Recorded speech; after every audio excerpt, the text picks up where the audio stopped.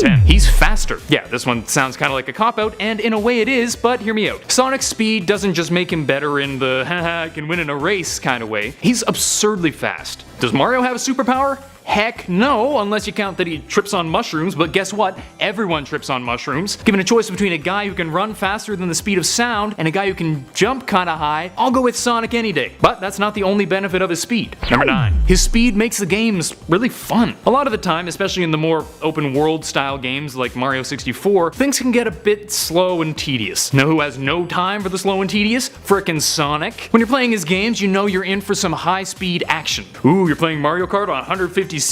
Ooh, that's nothing. And for a lot of people, this exhilarating speed makes Sonic way more fun to play. Know what else the speed is good for? Number 8. The loops. This one may seem small, and perhaps to many of you it is, but I just love doing the loop-de-loops in Sonic. There's something so damn satisfying about it, and there really isn't anything in Mario that compares. Sure, it's nice to stomp a Goomba or nail a perfect jump, but there's nothing quite as exhilarating as going through a dang loop really quickly. Number 7. More storyline in his games. Sonic games often have a fair bit of story to them with some great character development. There still tends to be a level-by-level system, but you definitely get a sense that you're working through an overarching story. The Mario games, on the other hand, tend to be, oh no, Bowser got Peach, play this level, cool, play this level, cool, play this level. This one's a bit of a personal preference thing. I'm sure some people prefer Mario for just this reason. Sometimes you just want to deal with the levels one at a time and don't want to worry about a story. But sometimes I like a story, and in that respect, Sonic takes the cake.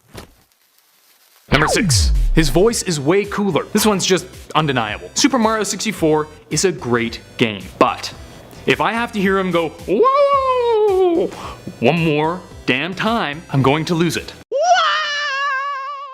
Sonic isn't exactly annoyance-free, I will say, but at least he speaks at a reasonable pitch. Nothing against Charles Martinet, the voice of Mario. He does an awesome job and it fits the character, but it gets annoying after a while. Number 5. He has a bunch of comics. Not everyone plays video games, and even if you do, sometimes you just want to relax with a comic. Maybe you're just lying on the couch, or on the bus, or pooping. Yeah, mostly pooping. Some of you are pooping while you watch this. That's weird, but I believe in you. Anyway, yeah, there are hundreds of Sonic comics out there for you to enjoy, from the Archie comics to the fan-made ones, and while Mario does have a bit of his own thing going, Sonic is definitely the one to choose if you're into comics. And not just because Sonic rhymes with comic. Number 4. He has a bunch of cartoons. Not only does Sonic have a whole whack of comics, but he also has a whole whack of shows. He's got whacks of whacks. That's whack. Whack. The show tends to be aimed at kids and teens, but there's definitely some great humor in there for us adults too. Well, adult might be stretching it for me, but whatever. The new show, Sonic Boom, has been met with some mixed reviews, but I think it's pretty great, and it's a heck of a lot better than the Super Mario shows. Not calling the Mario shows bad, they're just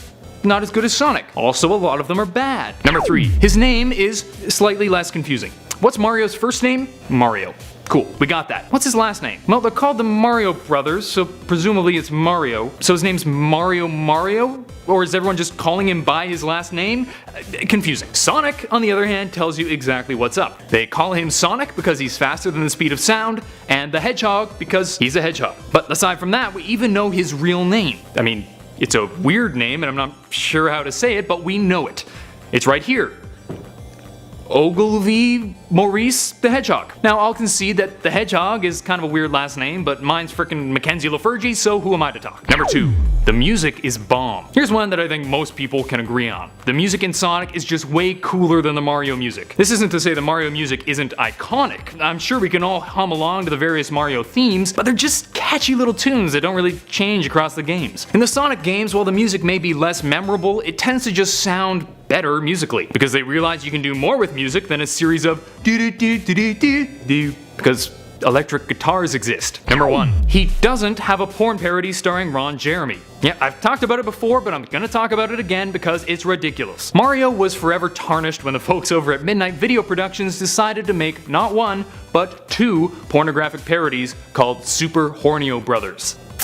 Yeah. Sonic does, rather disturbingly, have to deal with some Rule 34 from time to time, but at least he was never portrayed by the sweaty, mustached Ron Jeremy. Starting off with a brief history of both these characters. Mario debuted in 1981, but under a different name, Jumpman, in the Donkey Kong arcade game. He was a carpenter who mistreated Donkey Kong, resulting in DK kidnapping his girlfriend, who was initially known as Lady but was later renamed to Pauline. In 1982, the character reappeared in Donkey Kong Jr., the follow-up game, but this time had the name Mario. And a year later, he got his own arcade game, game Mario Bros, where he and his younger brother Luigi had to defeat creatures coming up from the sewers beneath New York City, a concept which they later made into a movie. In that game though, both Mario and Luigi were depicted as Italian-American plumbers. Eventually this translated into the Super Mario Bros. Game for the NES, but the plot changed again. Mario had to save Princess Toadstool, who would later be known as Peach, from King Koopa by conquering the 8 worlds of the Mushroom Kingdom. This started a legacy of video games that is still prevalent today. If the recent Mario Odyssey for the Nintendo Switch was any indicator, fans of Mario are here to stay. So how about Sonic? Well, the Blue Hedgehog was created in 1991 to directly compete with Mario. Sega held an internal contest at the Sega Technical Institute for a new mascot to replace their old and outdated one, Alex Kidd. From this contest, both Sonic and Robotnik were born, with Sonic becoming the company's new face. The first several Sonic games, platformers for the Sega Genesis but were ported to other consoles, were mega hits, with many fans of the Hedgehog still standing by Sonic 2 and Sonic 3 and Knuckles as some of the best platform games in the industry. The years have not been as kind to Sonic as they have to Mario though. Sega has dropped the ball quite a bit, especially regarding the introduction to 3D games in Sonic's franchise. Because Sega's systems like the Saturn weren't able to compete with the likes of Sony's PlayStation or Nintendo's innovations, Sega started having to rely on Sonic War and his fanbase to bring in the big bucks, which resulted in a lot of resentment at the company, or allegedly it did. The rumor mill is still ripe with talk about Sega employees, current and ex-ones, strongly disliking working on the games. Many of the Sonic games feel underdeveloped, and recently the only game to have major critical and commercial success is Sonic Mania, a remix take on the original platform Sonic Genesis games, developed by a fan of the series rather than Sega itself. Alright, moving on to skills. Mario has typically relied on a plethora of power-ups in his games in order to give him special abilities. This includes the likes of increasing and decreasing his size, shell transformations, an increase in speed, invulnerability,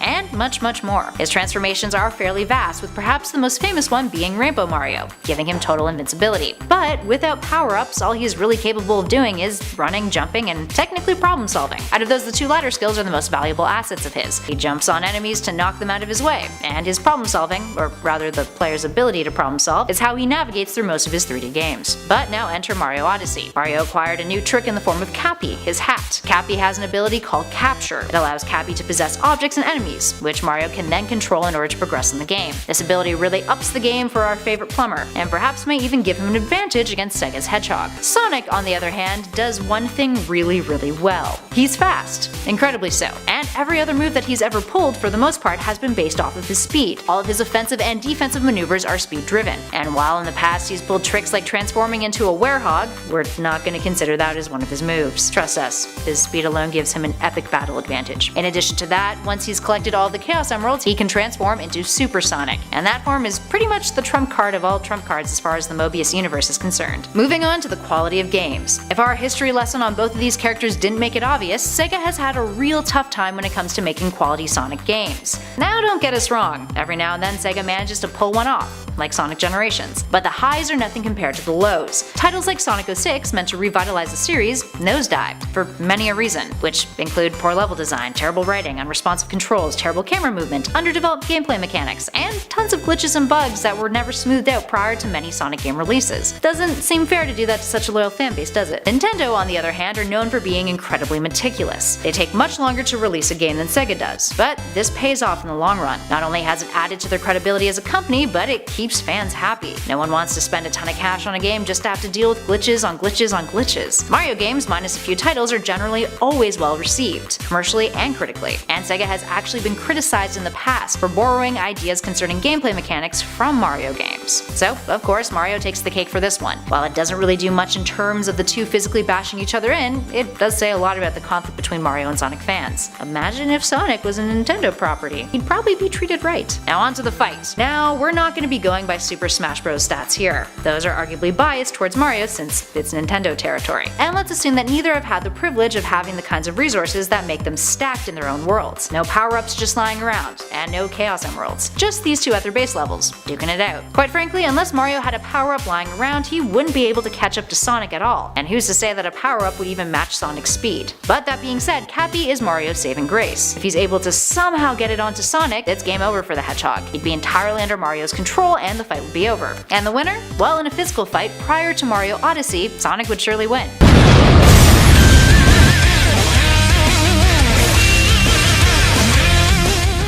Sonic's innate skills outweigh Mario's, despite the plumber's ingenuity. Post Mario Odyssey though, Mario's Cappy gives us the character way more potential. Throw Cappy on a T-Rex and Sonic is toast. Get Cappy on Sonic and game over. All that being said though, the use of Cappy is pretty circumstantial. If the two were fighting within a barren landscape, Mario would be pretty screwed, whereas Sonic can rely on his speed and powerful speed-driven attacks. If for whatever reason all of the Chaos Emeralds are kicking around, Sonic could go into Supersonic mode, and then kick some serious plumber butt. Either way, really hard for Mario to catch up, but hey, at least Mario has better well-made games. I think that may console him enough. And at number 10 is popularity. Now one could argue that a popularity contest isn't fair, and rightly so, but there is one way of measuring popularity that's pretty darn objective, and that's by sales. Money. The Mario franchise is actually the highest selling video game series out there, with over 510 million copies of Mario games sold. That includes the Super Mario series, Mario Kart, Mario Party, Mario Sports, etc. So where does Sonic fit into the mix? Well, his franchise has only sold 150 million copies. Mario's franchise does stretch back further though, originating with arcade games, but hey, something's gotta be said for longevity. It's actually not that big of a difference between the two of them.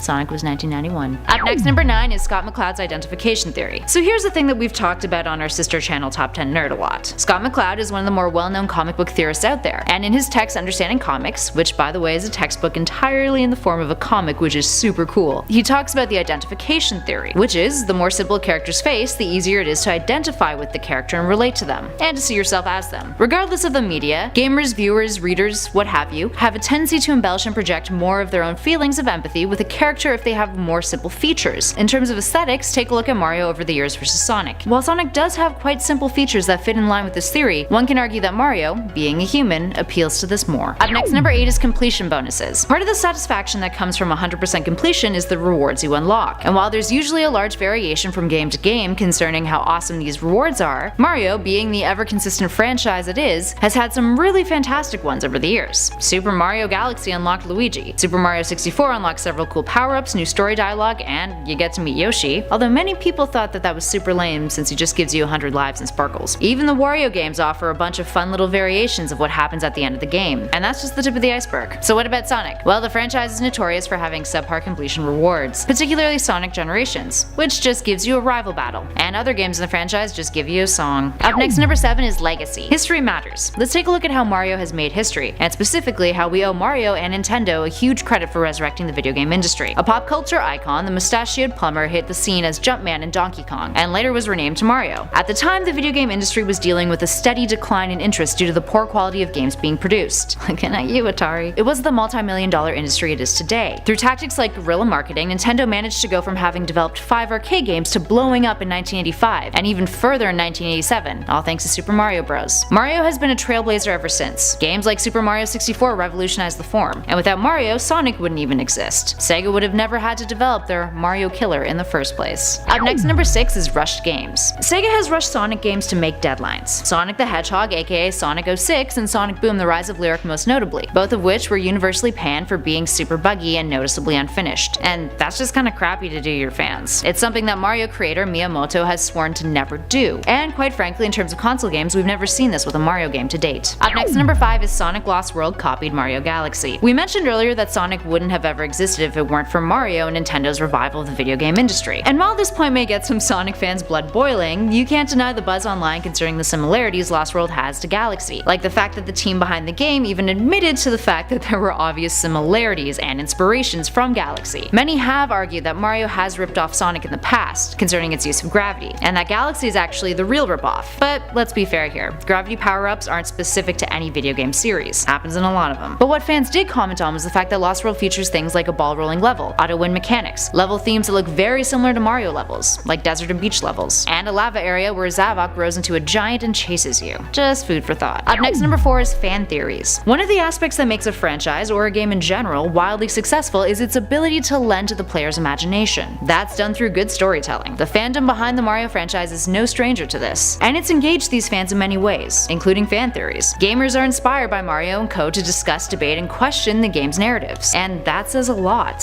something of which Sonic, while having a few popular theories of his own, pretty much lacks. Up next, number 3 is innovative. Mario has the ability to adapt and maintain the franchise's consistency. The friendly user interface with the Wii, which, yeah, obviously being a franchise that is developed by Nintendo who developed the console, you're gonna get that kind of seamless integration with the system. But it's not only the intuitive gameplay, it's also how the franchise has adapted over the years in terms of content. Take a look at Odyssey. For the most part, all of Mario's power-ups have been consolidated to Cappy, an easy way to simplify gameplay in a now large open world game, yet not diminish the challenge the game provides. The object or enemy Cappy takes over determines the power-up, so it adds an extra strategic element to the game, and that's really cool. Up next, number 2 is critically acclaimed games. Another somewhat objective point here is that there are many Sonic games that have been critically panned, including the ones that we mentioned in our Rush Games point. And while the Mario games don't have a perfect track record, they have a significantly better scorecard than the Sonic franchise does. In terms of rankings via Game Rankings and Metacritic, a Mario game has never been rated lower than 78% as of 2015, and IGN ranks Super Mario Bros. 3 number 1 on their top 100 list of video games. And most recently, Mario Odyssey has won E3's Best of Show and Best Console Game for 2017. You can't say that isn't impressive. And finally, in at number 1 is diversity in games. This ties into our last number a little bit, and arguably says a whole lot about the Mario franchise. Known for its universally family-friendly approach, the Mario games have been enjoyed and adored by all sorts of demographics, and have achieved successful games in a ton of different genres. This includes platform, racing, RPGs, sports games, and even some scary territory with Luigi's Mansion. And despite the family-friendly component, the franchise hasn't been afraid to venture into darker territory, notably in Paper Mario: The Thousand Year Door and Super Paper Mario. Even Paper Mario itself has been credited for some darker undertones that added diversity to the game. It just goes to show that the franchise is capable of being versatile and appealing to audiences that just aren't kids. Number 10.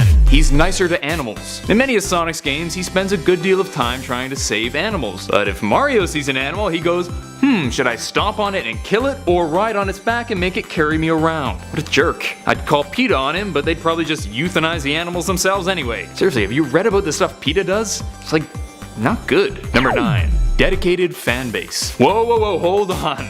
Before you kill me, I'm not saying that Mario doesn't have a dedicated fan base. But while there are certainly huge fans of Mario games, they're less dedicated to Mario the character so much as to the games themselves. Sonic fans are a lot more supportive of the character himself, following his adventures with great interest. This can be seen in the huge amount of Sonic media available, from games to shows to comics. Do Sonic fans take it too far sometimes? Sure. But fans of literally everything take it too far sometimes. I love soccer, but the hooligans over in England are way too violent for my wimpy tastes. Number 8. Blue is a far superior color. Yeah, I know that all you people that complained last time that my list that I said was subjective ended up being subjective are gonna complain about this one. I don't know what you'd expect from a list about who's better, but whatever, that's fine. Here's the deal though, blue is the best and red is dumb. And that means Sonic is the best and Mario is dumb. Case closed. Number 7. He talks a lot more. Sonic is quite the chatterbox in the games, almost too much of a chatterbox. But the nice thing is, you really get to know him while you play, since you listen to what he says and how he says it. Sure, Mario has catchphrases in the games and talks in the shows and movies and, porn parodies, but most people know him from the games, and you never really get a chance to get to know him in the games. Point Sonic. Number 6. He has a more interesting personality. Yeah, I know I just said you don't really get to know Mario's personality, but even from what we can see, the dude's pretty dull. He's so constantly positive, but Sonic has a pretty well-developed personality, showing super close relationships with friends, real rivalries with his enemies, and even a pretty great sense of humor. Speaking of which, number 5. Sonic is funnier. This one isn't really a fair fight considering Mario doesn't really say anything, so he doesn't really have many chances to be funny. But I'm not here to pick fair fights, I'm here to tell you why Sonic's better, and he definitely is in terms of humor. I particularly like the more dry and sarcastic versions of Sonic, because I'm dry and sarcastic. Number 4. Better main villain. I'm sure some will disagree, but I think Eggman is way more interesting as a villain than Bowser. Sure, Bowser may look cooler and scarier, but he has no real depth. He's just, I'm evil and mean, oh. Eggman, on the other hand, is sometimes mean, sometimes funny, sometimes scary, sometimes silly. Eggman is like a box of chocolates. A really strange egg-shaped box of chocolates. Number 3. Cooler power-ups. This one's kind of a no contest for me. Some of Mario's transformations are super iconic, like the Fire Flower, but they just don't have the wow factor that Sonic's power-ups have. Not only are Sonic's power-ups stronger, often letting him fly and become basically invincible, they just look so awesome. This is Super Sonic, and this is Mario in his Tanuki suit. Not even close. Number 2. Sonic is multi-platform. One of the nicest things about Sonic is you don't need a specific system to play his games. Since the failure of the Sega Dreamcast, Sega began making games intended to be ported to other systems. This means that Sonic could be found on multiple consoles, including Nintendo, Sony, and Microsoft consoles, and even PC. And Mario? Better hope you have the newest Nintendo console if you want to play his new games. He's exclusive. And as a primarily PC gamer myself, that can be kind of a buzzkill. Number 1. More interesting characters. Here's where I might tick off a few Mario fans. Just know that I'm not saying the Mario characters are necessarily boring. Wario is my bae and I will play him in every game until the day I die. But comparing the two franchises, I think Sonic characters are just more interesting in general. Sonic characters all have very distinct personalities, while Mario characters are pretty much just good guys or bad guys.